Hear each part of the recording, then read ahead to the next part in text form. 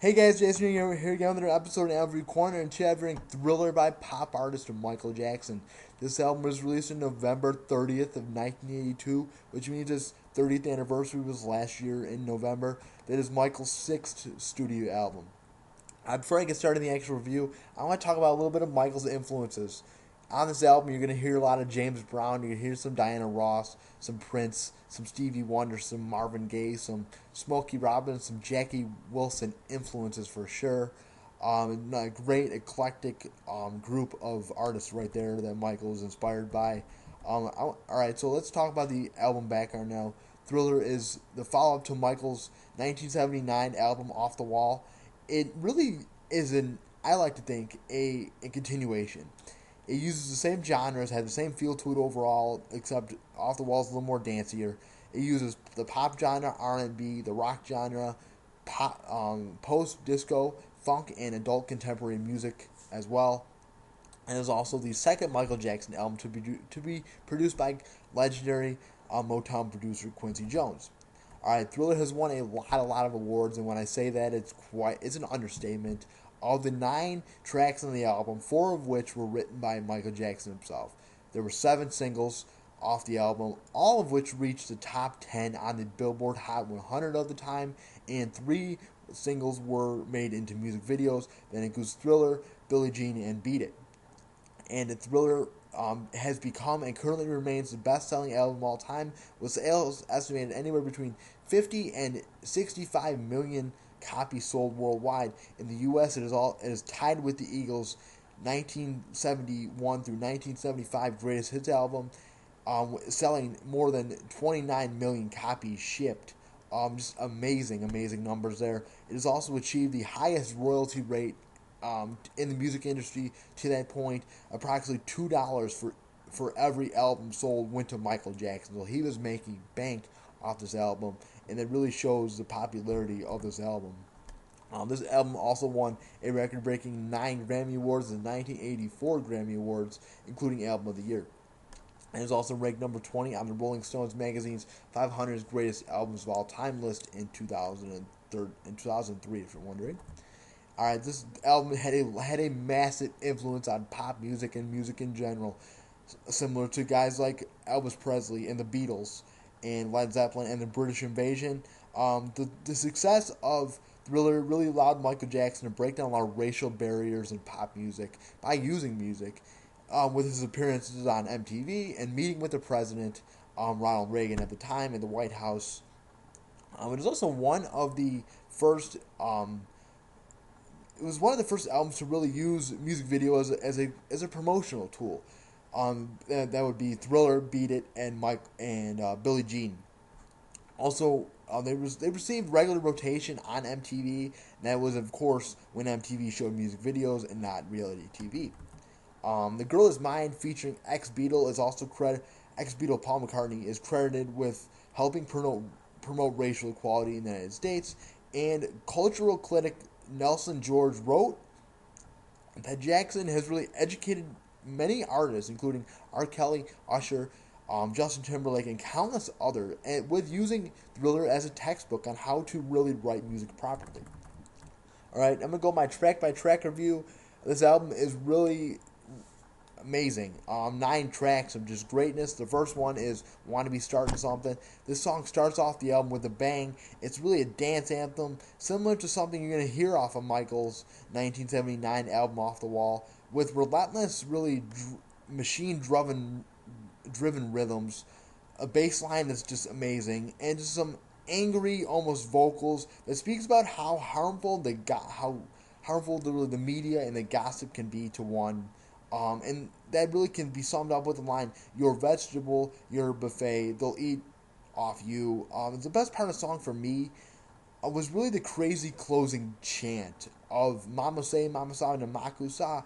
Hearing that chant, really, it does something to me, and does something to a lot of people when they hear the song. It really brightens up my day and really makes me happy. And that's all that can be really said about that song. You have to listen to the song to understand. Alright, second song here is Baby Be Mine. This track is the first of only 2 songs on this album that weren't released as a single. This song is an upbeat, up-tempo song really danceable. It's an R&B song and a pop ballad as well, complete with horns and really colorful, really outlandish, different sounding keyboards. In which Michael is really promising an evening of everlasting magical love, while really attempting to get the girl to really be his girlfriend and stay with him and stay with me until the morning sun is that's what the line of the song is. It's a love ballad, and who hasn't been there, honestly? All right, the third song here is "The Girl Is Mine," featuring ex-Beatle Paul McCartney. This song is the album's first single. It climbed to number 2 on the Billboard Hot 100 at the time. Like I said, it features ex-Beatle Paul McCartney and Michael and playing the role of friends arguing over a girl.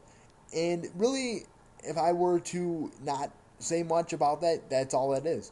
But the first thing that caught my attention about the song was the vocal pairing. Just the way that Paul sounds in the song and just fits in perfectly, accents Michael very very well, and they should do more songs like this because it's amazing.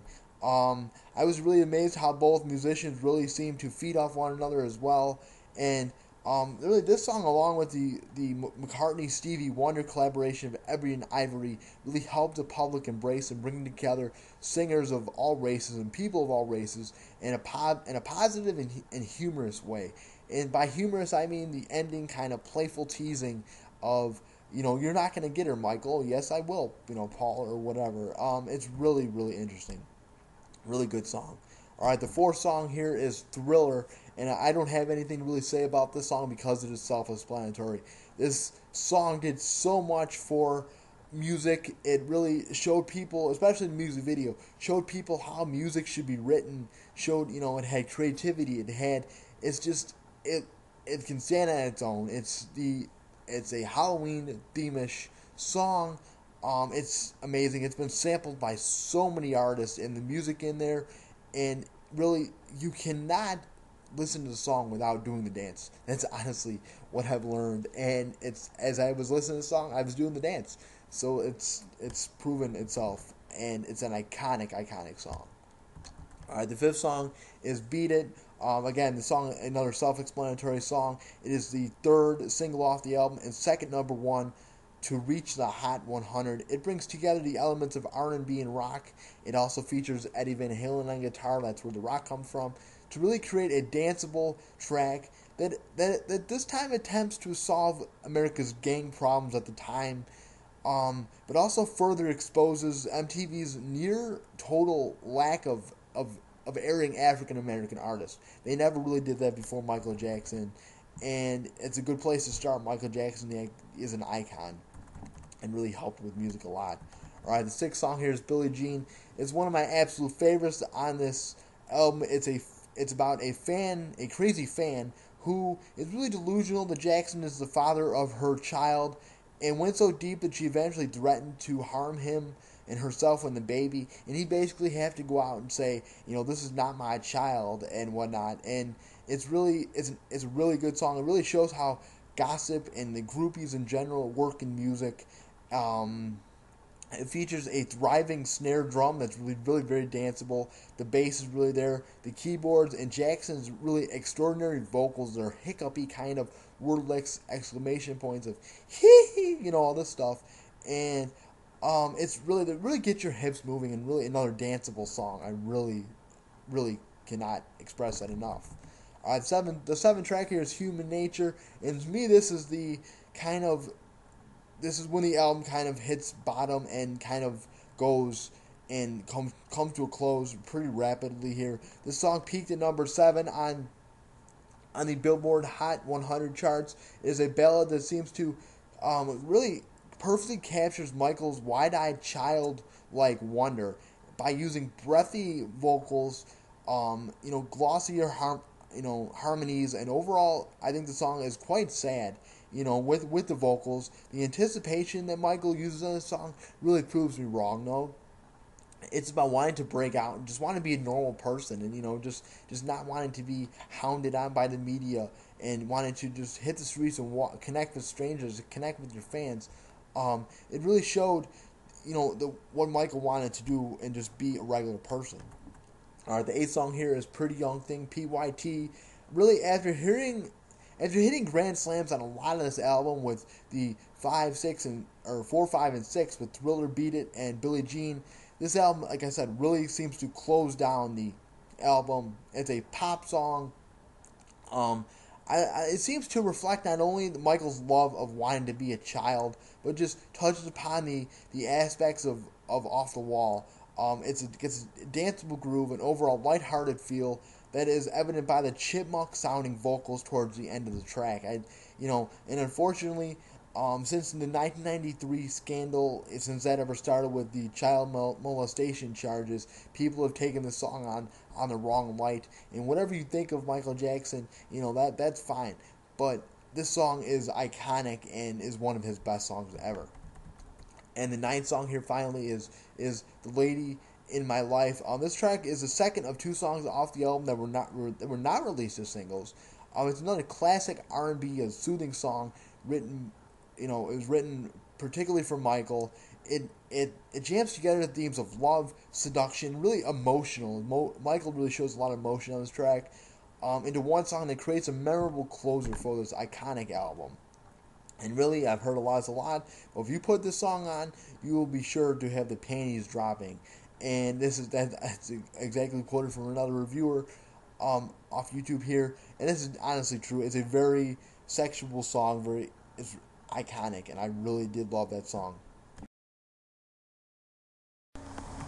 Really, I don't know what to say about Thriller. It's really self-explanatory. It did so much for the pop industry. It showed, in the music industry in general, it showed people and other artists how to write music, and what good music sounds like, and showed them what good music videos sound like, and really exposed people to many new things like the dance moves. Really, nobody, maybe except for Elvis that I can think of off the top of my head, had those dance moves and were so kind of sexual and provocative at the same time, but just were so catchy and could be.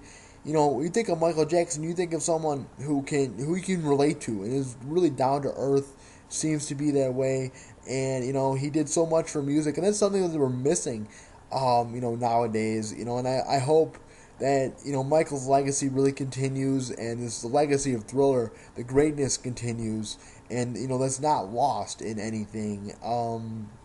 Yeah, I don't know what to say. It's just really self-explanatory. And if you're someone who has not listened to this album, you are truly missing out, because you will like every song. No matter if you're a fan of R&B or whatever. I think you will enjoy every song. And if you have not listened to this album, give it a chance.